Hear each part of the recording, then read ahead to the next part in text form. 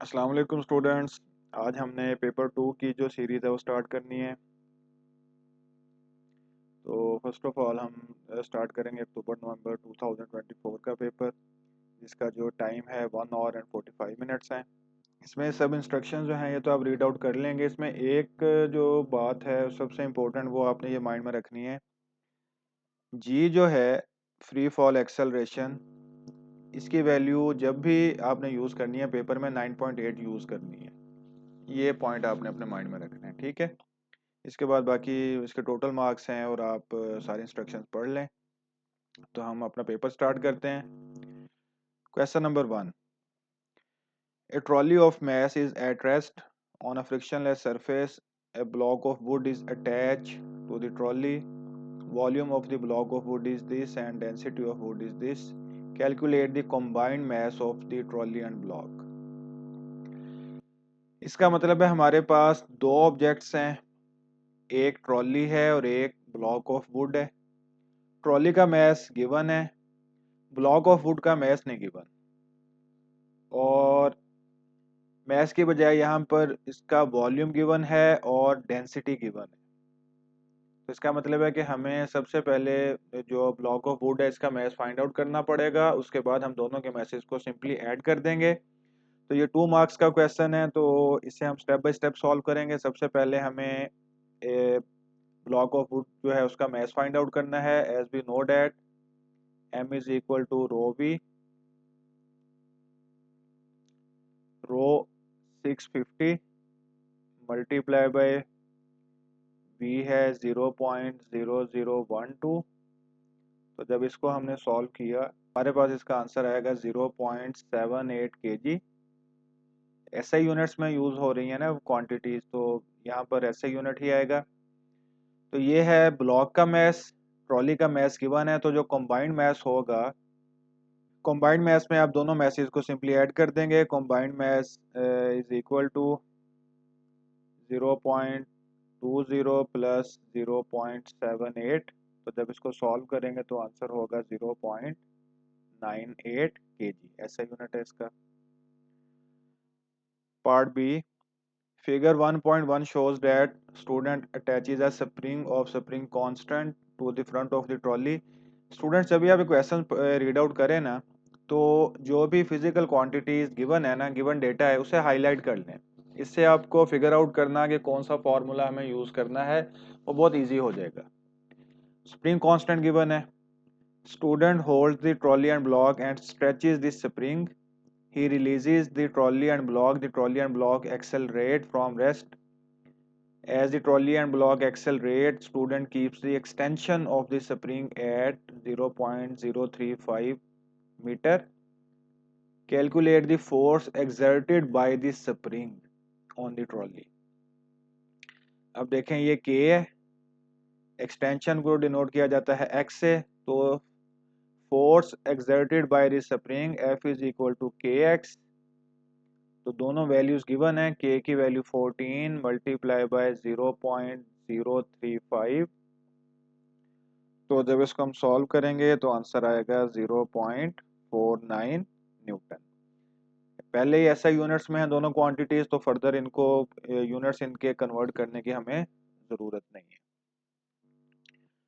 Part 2, trolley and block are pulled at a distance of 0.86 metre by the spring. Calculate the work done on the trolley. हमने work done find करना है। As we know that W equals FD। Students जब भी हमने work done find out करना होता है, हमें इस फोर्स को स्पेसिफाई करना नेसेसरी होता है कि हम किस फोर्स की वजह से जो वर्क डन हो रहा है वो फाइंड आउट करना चाहते हैं। तो एक्चुअली ये जो पुल है बेसिकली स्प्रिंग की वजह से हो रहा है, तो ये स्प्रिंग फोर्स है जिसको अभी हमने फाइंड आउट किया है 0.49 मल्टीप्लाई बाय, और ये डिस्टेंस जो गिवन है ये D होगा 0.86। तो इनको मल्टीप्लाई करें तो आंसर होगा 0.42 joules. Explain why power transfer to the trolley and block increases as speed increases. Students जब भी इस तरह के थ्योरी के क्वेश्चंस आते हैं ना, स्टूडेंट्स के मार्क्स की डिडक्शन सबसे ज़्यादा इन थ्योरी क्वेश्चन में होती है, बिकॉज स्टूडेंट्स को ये कन्फ्यूजन होती है कि हमने इसमें लिखना क्या है, कौन कौन से वर्ड्स हमने यूज़ करने हैं और क्या क्या इसमें हमने राइट डाउन करना है जिससे हमें फुल मार्क्स जो हैं वो मिलें। तो एक स्ट्रेटेजी जो मैं अपने स्टूडेंट्स के साथ शेयर करता हूँ वो मैं आपके साथ भी शेयर करूँगा, और मैं आई होप कि ये आपके लिए बहुत बेनिफिट होगा इसका आपको। अब देखें, 2 मार्क्स का क्वेश्चन है, एक्सप्लेन वाई पावर ट्रांसफर्ड। आपने देखना है कि क्वांटिटीज गिवन कौन सी है। Power transferred increases as speed increases, कि स्पीड के इंक्रीज करने से पावर ट्रांसफर इंक्रीज क्यों हो रही है, इसको हमने एक्सप्लेन करना है। तो सबसे पहले तो एक आप मैथमेटिकल लिंक बनाएं पावर और स्पीड का। As we know that power is equal to work done per unit time और एनर्जी पर यूनिट टाइम। देखिए यहाँ पर मैं हर बात जो है वो लिखूंगा ताकि आपको उसको मेमोराइज करना, उसको अंडरस्टैंड करना इजी हो जाए। जब आप इसकी बार बार प्रैक्टिस करेंगे तो ये आप के फिंगर टिप्स पे होंगे पॉइंट्स, और आप इनको बड़ा इजीली टैकल कर सकेंगे अपने पेपर में। Power is equal to energy per unit time, और स्पीड जो है वो होती है काइनेटिक एनर्जी में, तो हम इसको लिख सकते हैं kinetic energy per unit time. इसका मतलब है कि जब स्पीड इंक्रीज करेगी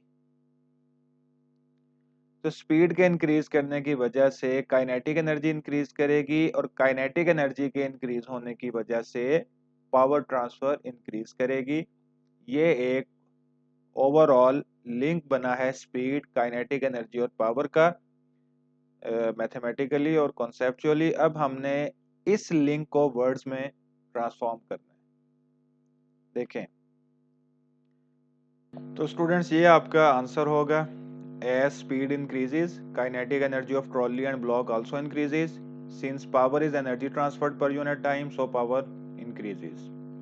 तो इसी लिंक को आपने वर्ड्स में कन्वर्ट करना है, तो इससे आपका जो आंसर है वो ओवरऑल कवर हो जाएगा। ठीक है, चलिए अब हम चलते हैं अपने नेक्स्ट क्वेश्चन पर। Question number 2, a student makes a ball from modeling clay.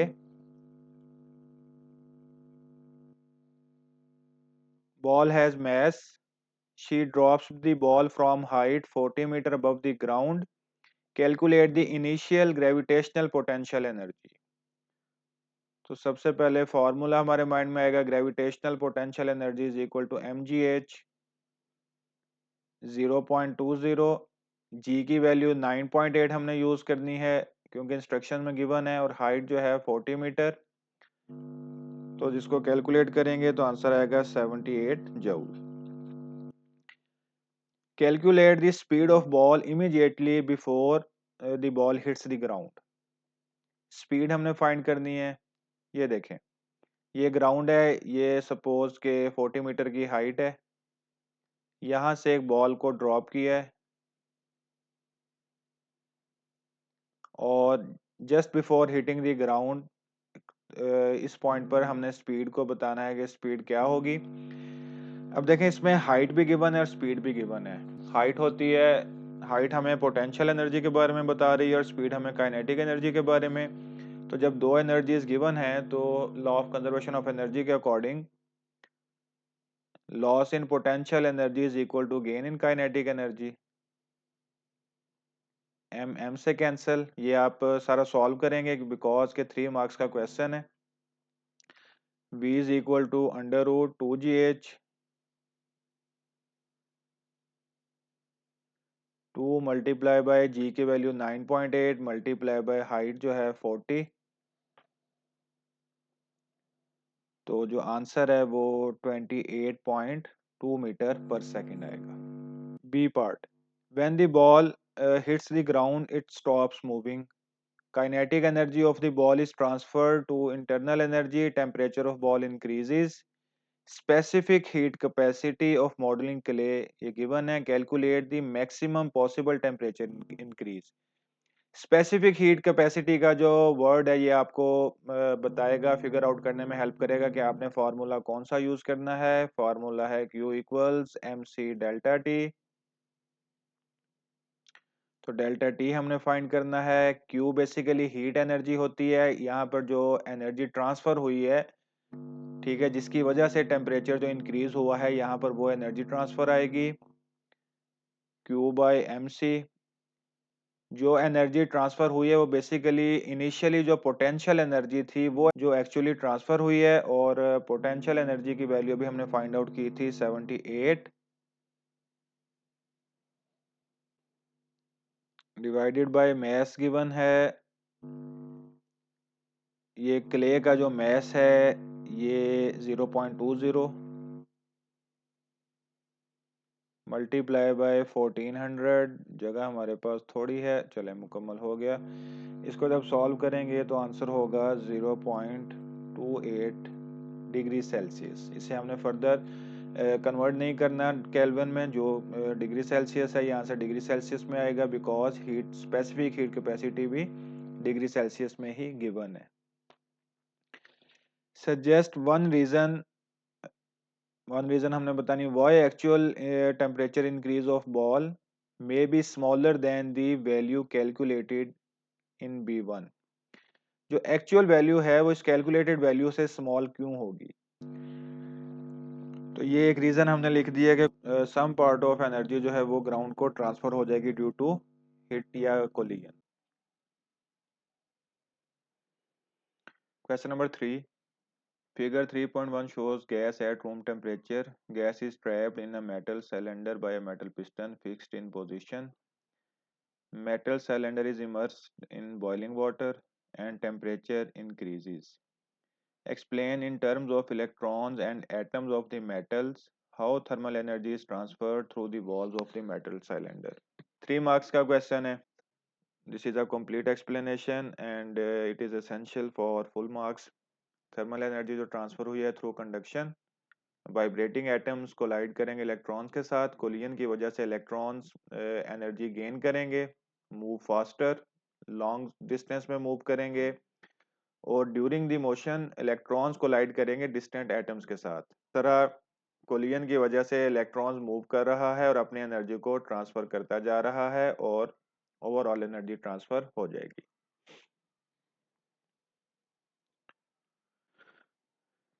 Piston is fixed in position, so the pressure of gas increases as temperature of gas increases. State what happens to the motion of particles of gas as temperature increases. लेकिन temperature जब increase करेगा तो temperature के increase करने की वजह से molecules को काइनेटिक एनर्जी मिलेगी, और वो काइनेटिक एनर्जी उनकी इंक्रीज करेगी, तो इट मीन्स कि उनकी जो मोशन है वो इंक्रीज होगी। मोशन इंक्रीज होने का मतलब है कि वो उनकी स्पीड इंक्रीज होगी। तो ये हमने इसमें लिखना है। तो ये इसका आंसर बनेगा, मैंने डिटेल ज़्यादा लिखी है, आप डायरेक्ट यूँ भी कर सकते हैं कि their average speed increases as temperature increases, simple आप लिख सकते हैं, लेकिन मैंने ज़रा डिटेल में लिख दिया कि बात को हम ज़रा एक्सपेंड कर सकें ताकि इसको एक ब्रॉड वे में हम इसको अंडरस्टैंड भी कर सकें। Second, explain in terms of particles of gas why pressure of gas exerts on wall increases as temperature increases. Temperature के इंक्रीज करने से प्रेशर कैसे इंक्रीज होगा? देखें ये सारी जो क्वांटिटीज है ना ये इंटरलिंक्ड होती हैं। अब जब हम टेम्परेचर को इंक्रीज करेंगे, अभी हमने बात की है काइनेटिक एनर्जी इंक्रीज करेगी, एवरेज स्पीड इंक्रीज करेगी। जब स्पीड इंक्रीज करेगी तो गैस मॉलिक्यूल्स की जो कोलिजन है सरफेस के साथ वो भी इंक्रीज करेगी। कोलिजन इंक्रीज होगी तो प्रेशर होता है force per unit area. Collision increase होगी तो इसका मतलब है वो ज्यादा फोर्स जो है वो एक्सर्ट करेंगे, फोर्स इंक्रीज करेगी तो प्रेशर भी इंक्रीज करेगा। ये एक जनरल कॉन्सेप्ट है, लेकिन सब चीजें आपस में इंटरलिंक्ड हैं। तो अब आपने ये वाला एक स्केच बना के अब इसको आप वर्डिंग में आपने कन्वर्ट कर देना है, ठीक है। ये स्टूडेंट्स, ये इसका राइट आंसर होगा। टेम्परेचर इंक्रीज करेगा, काइनेटिक एनर्जी इंक्रीज करेगी, कोलिजन ज्यादा हो जाएगी, मोर कोलिजन मोर फोर्स और मोर प्रेशर, ठीक है। पार्ट सी में है, gas in the cylinder reaches a temperature of 100 degree Celsius, piston is released and moves to the right. Piston जो है वो राइट डायरेक्शन में मूव करेगा, इसका मतलब है यहाँ पर जो स्पेस है वो इंक्रीज करेगी, स्पेस इंक्रीज करेगी, वर्ड आपने माइंड में रखना है। Space means volume. Temperature remains at 100 degree Celsius, यानी टेम्परेचर जो है वो कांस्टेंट है। टेम्परेचर जब कांस्टेंट होता है, ये एक पॉइंट आप याद रखिएगा कि वॉल्यूम और प्रेशर एक दूसरे के इन्वर्स होते हैं। Pressure of gas now decreases, space increase कर रही है, प्रेशर डिक्रीज कर रहा है। इट मीन्स वॉल्यूम इंक्रीज करेगा और प्रेशर जो है वो डिक्रीज करेगा। यही हमने एक्सप्लेन करना है। In terms of particles of gas why pressure of the gas now decreases. ये स्टूडेंट्स आंसर होगा। गैस एक्सपेंड करेगी, वॉल्यूम इंक्रीज होगा। वॉल्यूम इंक्रीज मीन्स के पार्टिकल्स के पास स्पेस बहुत ज़्यादा है, पार्टिकल्स के दरमियान जो डिस्टेंस है वो इंक्रीज कर जाएगा, जिसकी वजह से कोलिजन जो है वो लेस हो जाएगी। Less collision, less force and less pressure. Question number 2, eventually piston stops moving. Piston जो है वो स्टॉप हुआ है, इसका मतलब है कि उस पर नेट फोर्स जो है वो जीरो हो जाएगी। नेट फोर्स, प्रेशर जो है वो होता है फोर्स पर यूनिट एरिया। तो नेट फोर्स जीरो उस वक्त होगी जब इंटरनल और एक्सटर्नल प्रेशर जो है वो इक्वल हो जाएंगे। इंटरनल प्रेशर पार्टिकल्स का गैस का प्रेशर है जो कोलिजन की वजह से है, और एक्सटर्नल प्रेशर एटमॉस्फेरिक प्रेशर है। इसका मतलब है कि जब गैस का प्रेशर और एटमॉस्फेरिक प्रेशर इक्वल होंगे, तब नेट फोर्स जो है वो जीरो हो जाएगी। नेट फोर्स जीरो होगी तो तो पिस्टन की जो मूवमेंट है वो स्टॉप हो जाएगी। ठीक है, तो स्टूडेंट्स ये इसका आंसर होगा।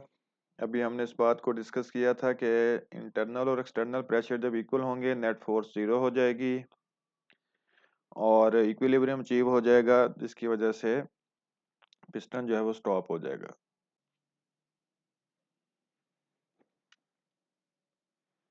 Question number 4. A student directs a beam of white light from a filament lamp towards a glass prism in a dark room.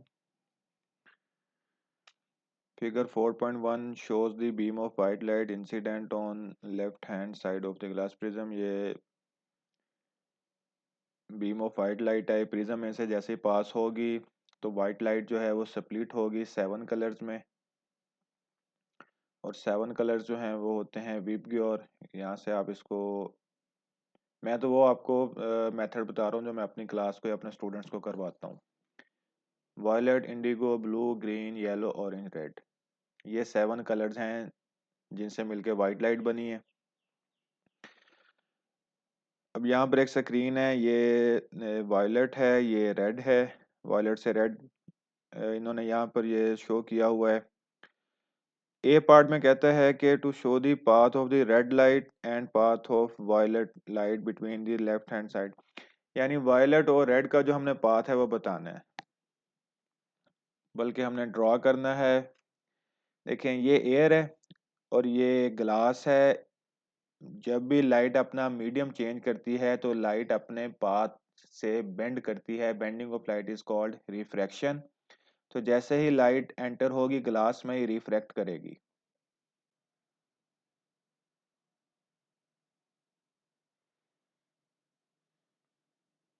ये इनकी बेंडिंग है जब एयर से ग्लास में जाएंगी और ग्लास से जब वापस एयर में जाएंगी। तो ये वायलेट की बेंडिंग होगी, ये रेड कलर की बेंडिंग है। दोनों कलर्स डिफरेंट है, दोनों की बेंडिंग जो है, अमाउंट ऑफ बेंडिंग भी डिफरेंट है। तो हमने इसको ड्रॉ कर लिया है। ये 7 कलर्स में डिवाइड होनी है, लेकिन हमने यहाँ पर 2 कलर्स ही शो किए हैं जो गिवन है, रेड और वायलेट। स्टूडेंट्स, ये इसका आंसर होगा कि रेड लाइट जो है उसकी स्पीड वायलेट लाइट से ज़्यादा होगी बिकॉज ऑफ लार्जर वेवलेंथ और larger refractive index. Part C, 5 other colors of light appear, state the name of 5 colors. Red to violet जाना है हमने। ठीक है, रेड के बाद अब आप यानी इस तरफ मूव करें। रेड के बाद है ऑरेंज। ये नेम्स आप लिखेंगे, मैं सिर्फ ये जो है ना इनके अल्फ़ाबेट से लिखूंगा। रेड के बाद है orange, yellow, green, blue, Indigo और वायलेट। आपने नेम लिखने हैं, उन्होंने नेम कहा है, ठीक है। आपने, मैंने सिर्फ ये अल्फ़ाबेट्स लिखे हैं, आपने नेम लिखने हैं। ऑरेंज, येलो, ग्रीन, ब्लू और इंडिगो। फिर इधर वायलेट आ जाएगा। How frequency and wavelength of the coloured light change going from red to violet light. देखें तो रेड की वेवलेंथ जो लार्जर है और वायलेट की वेवलेंथ स्मॉलर है। तो इसका मतलब है जब हम रेड टू वायलेट जाएंगे तो वेवलेंथ जो है वो स्मॉलर होगी और फ्रीक्वेंसी जो है वो लार्जर होगी। Frequency larger wavelength smaller. एक पॉइंट आपने याद रखना है, स्पीड जो है सबकी कांस्टेंट होगी वैक्यूम में या एयर में। ठीक है, एयर में हर कलर की हर इलेक्ट्रोमैग्नेटिक वेव की स्पीड सेम होती है, लेकिन मीडियम में depending on the refractive index different होती है। D on figure 4.1 point P is shown. मैं यहाँ पर इन एयर भी लिख देता हूँ, कोई कंफ्यूजन ना हो। चलें, डी में है on figure 4.1 P is shown immediately next to the point R no light is observed at point P but a detector registers radiation reaching the detector state which region of electromagnetic spectrum is detected at point p। P point पे कौन सा reason जो है वो detect होगा? Wavelength जो है वो इंक्रीज कर रही है वॉयलेट से रेड। ठीक है, रेड से लार्जर वेवलेंथ किसकी होगी? विजिबल रीजन जो है, विजिबल रीजन के बाद आता है अल्ट्रा वायलेट और इससे जो जस्ट बिफोर होता है आई आर। ठीक है, आपने पैटर्न देखना है। रेड के बाद यानी कि वायलेट से रेड की तरफ वेवलेंथ इंक्रीज कर रही है तो यहाँ पर वो रीजन आएगा जिसकी वेवलेंथ जो है वो लार्जर होगी। तो अल्ट्रावायलेट रेज की जो वेवलेंथ है वो विजिबल से स्मॉलर होती है, तो आई आर इंफ्रारेड रेज जो है इनकी वेवलेंथ जो है वो रेड लाइट से लार्जर होती है। तो इट मीन्स कि ये रीजन जो है इंफ्रारेड रेज का होगा।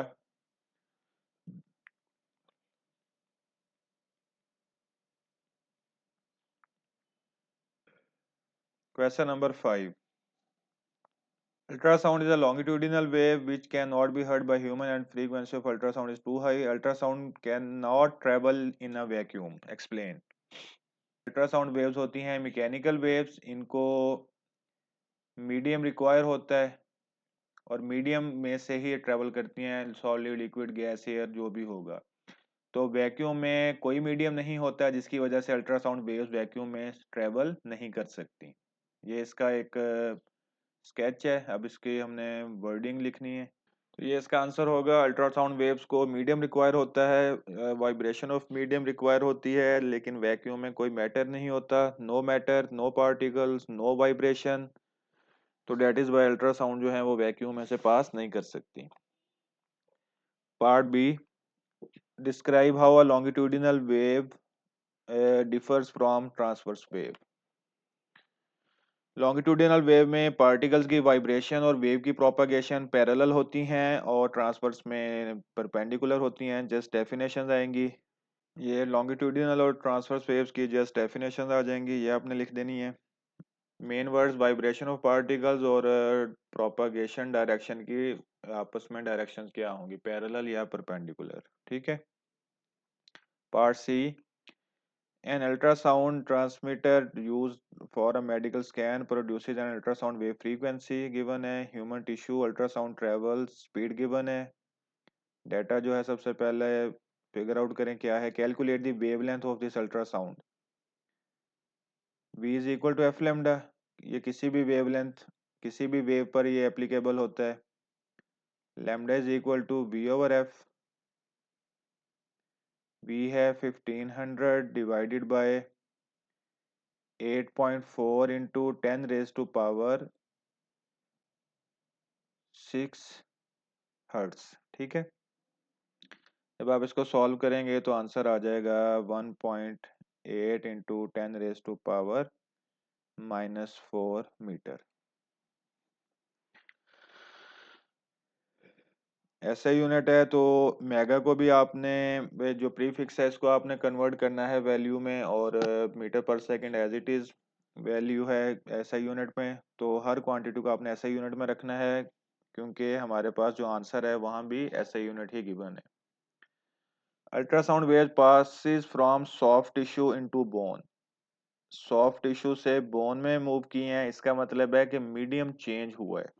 Where speed of ultrasound is greater than 1500 metre per second, state what happens to the frequency and wavelength of ultrasound waves as it passes into the bone. अब देखें, soft tissue से bone में गई है, ठीक है, इसका मतलब है कि ये रेयर मीडियम है और ये डेंसर मीडियम है। अल्ट्रासाउंड रेयर से डेंसर मीडियम में गई है, फ्रीक्वेंसी अल्ट्रासाउंड की सेम होगी, और जब भी रेयर से डेंसर मीडियम में जाती हैं वेव्स तो उनकी वेवलेंथ जो है वो इंक्रीज करती है, बिकॉज स्पीड इंक्रीज करती है जिसकी वजह से वेवलेंथ इंक्रीज करती है। फ्रीक्वेंसी जब सेम होती है तो v is equal to f lambda, तो v is directly proportional to lambda. ये फॉर्मूला अप्लाई होता है, तो चूंकि उसने कहा था कि स्पीड जो है वो ग्रेटर देन 1500 है, तो स्पीड अगर ग्रेटर होगी तो वेवलेंथ भी इंक्रीज करेगी। ये पॉइंट आपने अपने माइंड में रखना है कि जब भी वेव मीडियम चेंज करेगी उसकी फ्रीक्वेंसी जो है वो हमेशा सेम रहेगी, अगर वो वाइट लाइट नहीं है। उसकी जो वेवलेंथ और स्पीड आपस में डायरेक्ट होंगी और उससे पता चलेगा कि स्पीड जो है वो इंक्रीज है या डिक्रीज हुई है, उसी से वेवलेंथ, उसी के अकॉर्डिंग वेवलेंथ भी सेट होगी। ठीक है, ये बात आपने अपने माइंड में रखनी है, इस कंफ्यूजन को आपने दूर करना है।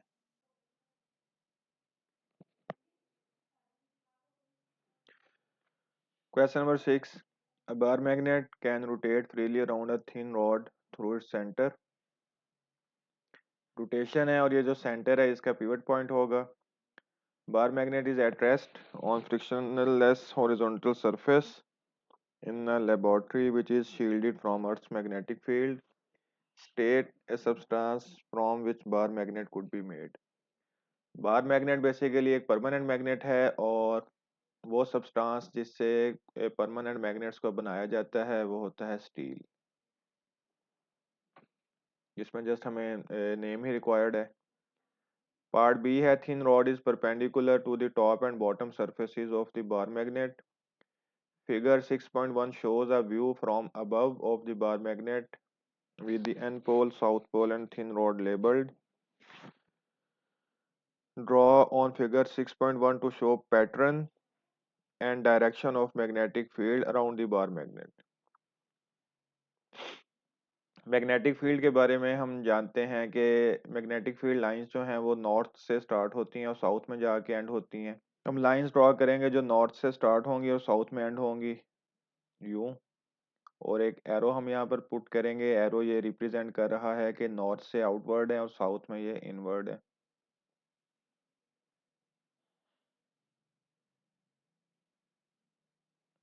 इसी तरह यहाँ पर भी हम ये पैटर्न बना सकते हैं। मिनिमम 2 और 3 लाइंस आप लाजमी यहाँ पे ड्रॉ करें विद एरो। पैटर्न और डायरेक्शन हमें इन दोनों का पता चल जाएगा।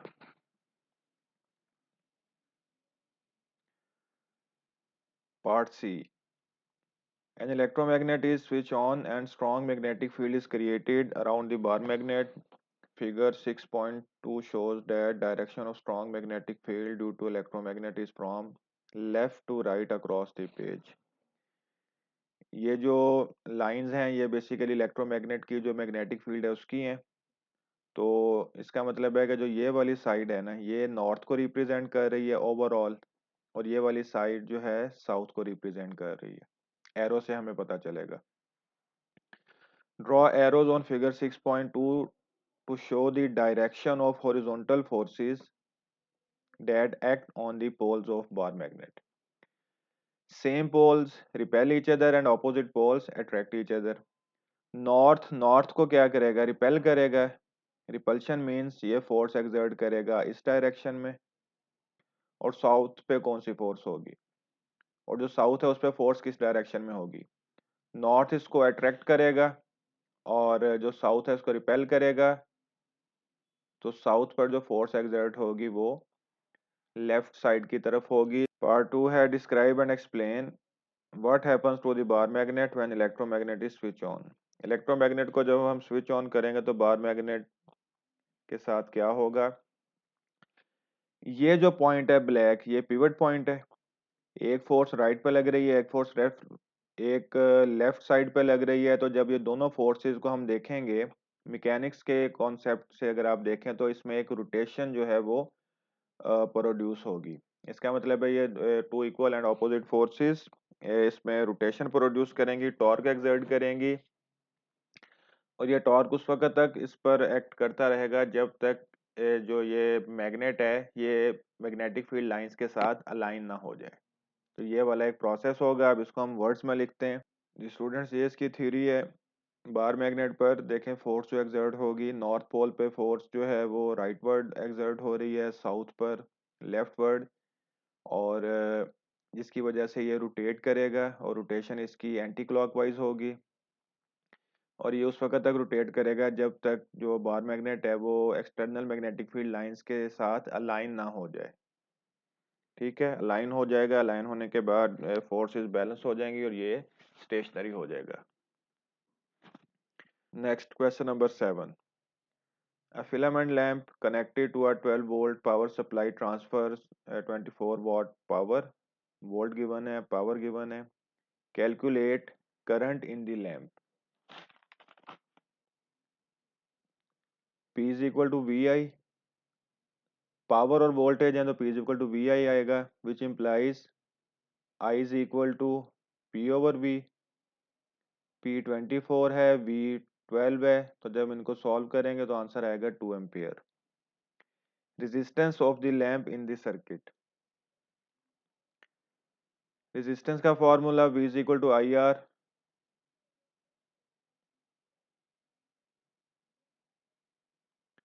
R is equal to V over I। V की वैल्यू 12, I की वैल्यू 2, तो आंसर आ जाएगा 6 ohm. Part B, a student has a battery of EMF 12 volt. Student uses a battery in a circuit with 12 volt filament lamp to obtain a range of suitable readings and plots the current voltage graph for the lamp. Figure 7.1 shows the battery and filament lamp. On figure 7.1 complete the circuit diagram. ये circuit diagram complete करनी है। You will need to add additional components. Diagram को complete करने के लिए हमें कौन कौन से कंपोनेंट्स रिक्वायर होंगे। देखें, सबसे पहले करंट है। करंट के लिए हमें रिक्वायर होता है एमीटर, वोल्टेज, वोल्ट मीटर। जो स्टेटमेंट है वही आपको सारी इंफॉर्मेशन प्रोवाइड करेगी। और थर्ड में जो ग्राफ हमने ड्रॉ करना है उसमें करंट वेरी कर रहा है। ठीक है, वोल्टेज भी वेरी कर रहा है, करंट भी वेरी कर रहा है। तो करंट अगर वेरी कर रहा है तो इट मीन्स कि हमें रियोस्टेट भी रिक्वायर होगा। हमें ये तीन जो कंपोनेंट्स हैं रिक्वायर होंगे। अब इन्हें देखते हैं कि हमने इस सर्किट में कनेक्ट कैसे करना है। Ammeter is always connected in series because current is same in series combination. Voltmeter is always connected in parallel combination because potential difference or volt is same in parallel combination. और rheostat use होता है current को change करने के लिए, तो rheostat current के साथ एमीटर के साथ ही हम अटैच करेंगे। तो यहाँ से हम एमीटर को प्लेस करते हैं और एमीटर के साथ सीरीज में हम लगाते हैं रियोस्टेट को। ये रियोस्टेट का साइन होता है। इस सर्किट को हम कंप्लीट करते हैं। वोल्ट मीटर जो है पैरेलल कॉम्बिनेशन में होगा, तो वोल्ट मीटर को हमने लैंप के साथ पैरेलल में यूं कनेक्ट करना है। ये सर्किट हो गया कंप्लीट। इसके बाद जो ग्राफ है, ये ग्राफ कैसा होगा। मटेरियल हमारे पास कौन सा है, डिवाइस हमारे पास है फिलामेंट लैंप। और फिलामेंट लैंप जो है ये नॉन ओहमिक होता है।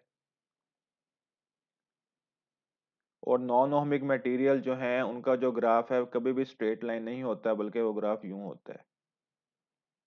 ठीक है, वो कर्व लाइन होती है जिसकी जो ग्रेडियंट है वो डिक्रीज हो रही होती है, लॉन्ग एक्स एक्सिस मूव करेगी ग्रेडियंट इसकी। तो ये इसका ग्राफ होगा फिलामेंट लैंप का। नेक्स्ट है state what happens to the resistance of a filament lamp as applied voltage increases. Voltage को इंक्रीज करने से रेजिस्टेंस पे क्या इफेक्ट होगा, and explain one reason for this happening. हमने एक रीजन बतानी है कि एक तो रेजिस्टेंस में क्या चेंज आएगी और ये चेंज की रीजन क्या है। तो सबसे पहले जब वोल्टेज इंक्रीज करेंगे, देखें अब यहाँ से हमने कैसे पता चले क्या होगा। जब वोल्टेज को इंक्रीज करेंगे, वोल्टेज के इंक्रीज करने से करंट इंक्रीज होगा। ये डायरेक्टली प्रोपोर्शनल नहीं होंगे, बिकॉज फिलामेंट जो है वो नॉन ओहमिक मटेरियल है, लेकिन वोल्टेज को इंक्रीज करने से करंट इंक्रीज करेगा। जब करंट इंक्रीज करेगा तो मटेरियल हीटअप होगा, हीटिंग इफेक्ट आएगा। मटेरियल जब हीटअप होगा तो उसकी वजह से रेजिस्टेंस जो है वो इंक्रीज करेगी। मटेरियल हीटअप होगा, उसकी जो वाइब्रेशन है वो विगरस हो जाएगी और इलेक्ट्रॉन्स को मूव करने के लिए बहुत हार्डर होगा इलेक्ट्रॉन्स के लिए to move through the metal.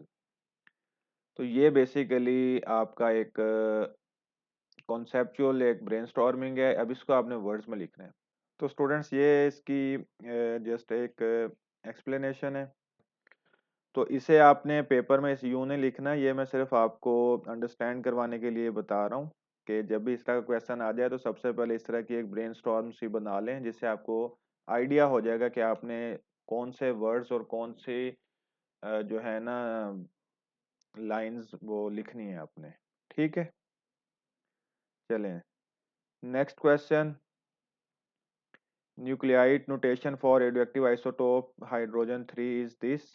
ये ट्रीटियम है, हाइड्रोजन का आइसोटोप है। Explain why hydrogen 3 can not decay by emission of alpha particle. सबसे पहले तो देखें अल्फा पार्टिकल होता क्या है। अल्फा पार्टिकल हीलियम का न्यूक्लियस होता है, जिसका एटॉमिक नंबर 2 मास नंबर 4 होता है। यानी अल्फा पार्टिकल में 2 प्रोटॉन्स होते हैं, 2 न्यूट्रॉन्स होते हैं। लेकिन ये जो ट्रीटियम है, हाइड्रोजन 3 आइसोटोप है, इसमें प्रोटॉन एक है और 2 न्यूट्रॉन्स हैं। न्यूट्रॉन कैसे फाइंड करते हैं, 3 - 1 से। ठीक है, तो इसमें प्रोटॉन और न्यूट्रॉन इतने हैं ही नहीं जितने हीलियम के लिए रिक्वायर होते हैं। That is why it can not decay by the emission of alpha particle. So हम लिखेंगे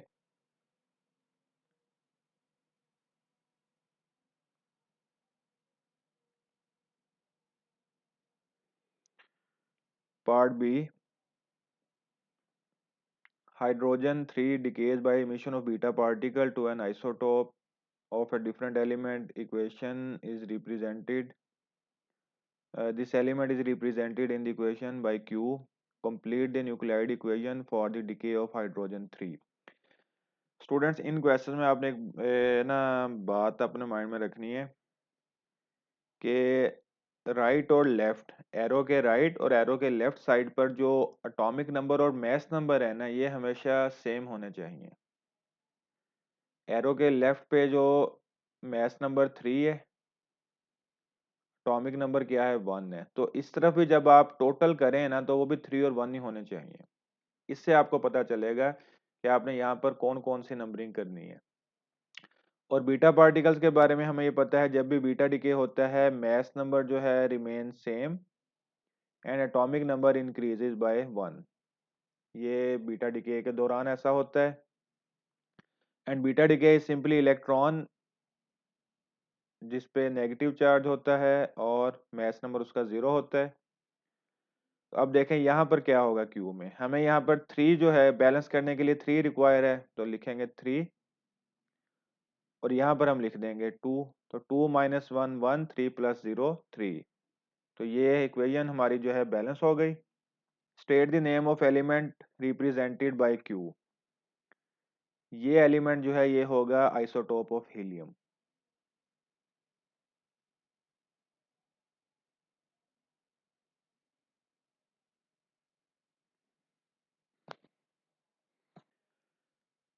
पार्ट सी है half life of hydrogen 3 is 12 years, define half life. तो ये हाफ लाइफ की डेफिनेशन है, जिसमें जो भी रेडियो एक्टिव या अनस्टेबल न्यूक्लियाई है वो हाफ जो है अपनी क्वांटिटीज का डिके हो जाता है, वो टाइम हाफ लाइफ होती है। Part two, a sample of hydrogen 3 is placed on a laboratory bench next to Geiger-Müller tube and counter. Counter is recorded for 4 days. ये रिजल्ट है state by counter rate decreases and increases. Day 1 में 98, फिर 89 decrease हुआ है, day 3 में increase हुआ, then decreases. Decrease होता है डिके की वजह से, और इंक्रीज जो है ना ये रैंडम फ्लक्चुएशंस की वजह से होता है। तो उसको आप यूं लिखेंगे, तो काउंट रेट जो डिक्रीज हो रहा है वो डिके की वजह से है। ये डिके जो है रैंडम या स्पॉन्टेनियस होता है, और जो इंक्रीज है ये रैंडम फ्लक्चुएशंस की वजह से या किसी एक्सपेरिमेंटल एरर की वजह से हो रहा है। ठीक है, ये रैंडम फ्लक्चुएशन किसी न किसी एक्सपेरिमेंटल एरर की वजह से भी हो सकती हैं। Next question, stable star in a distant Galaxy has a mass that is more than 15 times the mass of sun. State the name of nuclear reaction that occurs at the center of star and describe this nuclear reaction. Star में जो reaction होता है वो fusion होता है, जिसमें दो lighter nuclei जो हैं वो मर्ज होकर एक लार्जर न्यूक्लियाई बनाते हैं। इसके नेम को हमने बताना है और उसको हमने डिस्क्राइब करना है इस न्यूक्लियर रिएक्शन को। सबसे पहले न्यूक्लियर फ्यूजन रिएक्शन होता है, उसके बाद हमने फ्यूजन रिएक्शन को एक्सप्लेन किया है कि जिसमें हाइड्रोजन न्यूक्लियाई फ्यूज होते हैं, ज्वाइन करते हैं, मर्ज होते हैं, और एक हीलियम का न्यूक्लियस जो है वो फॉर्म होता है, और एक लार्ज अमाउंट ऑफ एनर्जी जो है वो रिलीज होती है।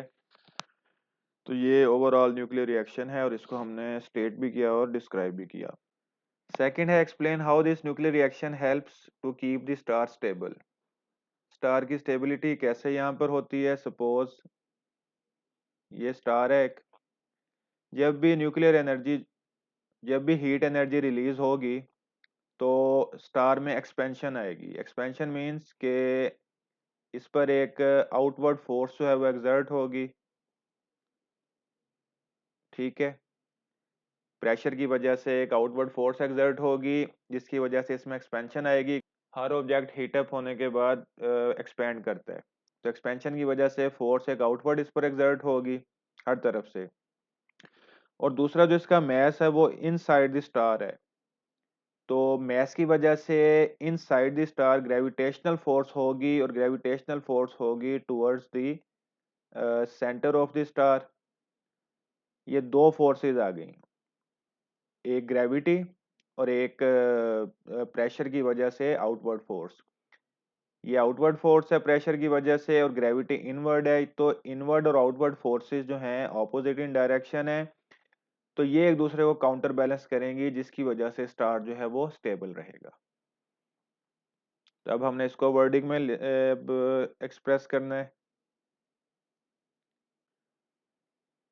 एनर्जी जो रिलीज होती है वो चूंकि हीट एनर्जी होती है, जिसकी वजह से एक्सपेंशन होती है, और आउटवर्ड फोर्स एक एक्सर्ट होती है। इससे ज़रा, एक आउटवर्ड फोर्स जो है वो एक्सपेंशन की वजह से होती है, और एक इनवर्ड फोर्स होती है स्टार के मैस की वजह से ग्रेविटेशनल। ये आउटवर्ड और इनवर्ड फोर्सेस जो हैं ये बेसिकली स्टार्स की स्टेबिलिटी को मेंटेन रखती हैं। असल जो मेन पॉइंट है, मेन कॉन्सेप्ट है, वो इनवर्ड और आउटवर्ड फोर्सेस का है। ठीक है, नेक्स्ट है, massive star approaches the end of its life, it stops being stable and becomes a red super giant. State why nuclear reaction can no longer keep the star stable. अब star अपनी life के end पे जा रहा है। And का मतलब है कि उसके जो फ्यूल है या हाइड्रोजन जो गैस है वो अब रन आउट हो रही है, ख़त्म हो रही है, जिसकी वजह से आउटवर्ड फोर्स जो है वो कम होती जा रही है, और इनवर्ड फोर्स जो है उसका इफेक्ट बढ़ता जा रहा है। ठीक है, ये दोनों ग्रेविटी की फोर्सेस हैं जो अट्रैक्शन को शो कर रही हैं। आउटवर्ड फोर्स जो है वो अब खत्म होती जा रही है, और इनवर्ड फोर्स जो है वो ग्रेविटी जो है वो बढ़ती जा रही है, डोमिनेंट हो रही है, जिसकी वजह से ये इनस्टेबिलिटी की तरफ चला जाएगा, और बिल आखिर ये रेड जाइंट में सुपर जाइंट में कन्वर्ट हो जाएगा अपने ही ग्रेविटेशनल इम्बैलेंस की वजह से। तो 1 मार्क का क्वेश्चन था, उसके अकॉर्डिंग ही हमने इसे लिखा है कि जब हाइड्रोजन गैस जो है वो ख़त्म हो जाएगी, F G gravitational force dominant हो जाएगी, जिसकी वजह से स्टार में इंस्टेबिलिटी प्रोड्यूस हो जाएगी। Last question, describe what then happens to the red super giant. Red giant की वजह से, ये एक्सप्लोजन की वजह से सुपरनोवा बनेगा। सुपरनोवा से फिर ये बनेगा या तो न्यूट्रॉन स्टार बनेगा या ये बनेगा ब्लैक होल। डिपेंड करता है कि इसका मास कितना होगा। ठीक है, रेड जाइंट की एक्सप्लोजन से सुपरनोवा बनेगा और सुपरनोवा के बाद ये अपने मास के डिपेंडेंस के अकॉर्डिंग या न्यूट्रॉन स्टार में कन्वर्ट होगा या ब्लैक होल में कन्वर्ट होगा। तो स्टूडेंट्स, इसका आंसर बनेगा कि रेड जाइंट जो है पहले एक्सप्लोड होगा, एक्सप्लोजन से सुपरनोवा में कन्वर्ट होगा और सुपरनोवा के बाद या वो न्यूट्रॉन स्टार बनेगा या ब्लैक होल बनेगा डिपेंडिंग ऑन इट्स मास। तो इसमें नेबुला का भी कॉन्सेप्ट आ जाता है, लेकिन हम अगर इसी को ही यूं लिख लेते हैं तो इससे भी हमें ये 3 मार्क्स जो हैं मिल जाएंगे।